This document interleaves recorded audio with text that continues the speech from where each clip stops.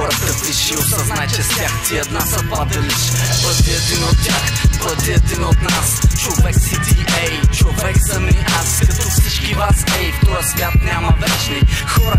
Нека бъдем малко по-човечни. Че виждам злобата родена расте в нищетата и виждам как нощ гръб забива брат на брата. 240 силуета и не знам виждам ли един да се струва глас да дам, че без капка срам пак заливат не слъжи и симулират, че разбират какво не тежи.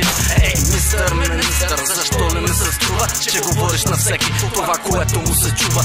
Плюя на тая сапунка, в която живея, плюя в лицата на тия с главни роли в нея. Това море пиратско изгубил своя бряг. Викам фак, отвив дигам черния флаг. Държавата битак, ситуация батак и старите курви в един по-нов бардак. И пак плах роден папарак в очите хвърля прах, а за героите накрая бъртах. И всички разбраха, че всичко е киш и че ако си навърни беше лесно да умреш. Защото те искат да спреш да се бориш, те искат да спреш истина и да говориш. Те искат народа упоен, разделен и вярваш в обещания за утрешния ден. Стига! Стига! Стига!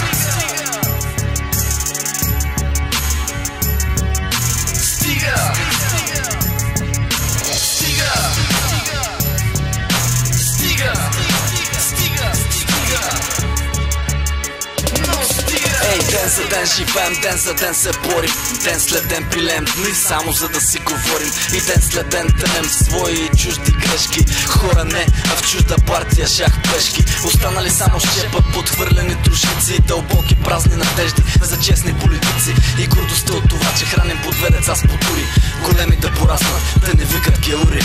Господин депутат, на колата те цената е 3 живота, чужд труд без храната, водата и дрехите на децата, лекарствата на жената и билета за разходката и страната на чудесата. Герба не е лъв, да, но това не са саваните на Африка, това е Европа на Балканите. И няма герои, ханове, царе, хайдуци, гледам само някакви джентълмени на туци. И всеки ден се сблъсквам с толкова абсурди и всички плюят волен, а избират мудри и кюрди и вярват на лъжците и теб наричат телуц. И от това, че си прав, ги обзема яд и смут. Всеки стар нов готов, препрограмиран, префасониран син, червен актьор, добре гримиран. Кокъла не пускаш, гласът иска, плаща и за 2 бири, 4 години те поклаща. Стоят рака срещу всички тях. Причината е една и тя, че ги видях и че разбрах, че всичките са лика прилика. Кой сме сега в лицата им ще извика. Стига! Стига! Стига!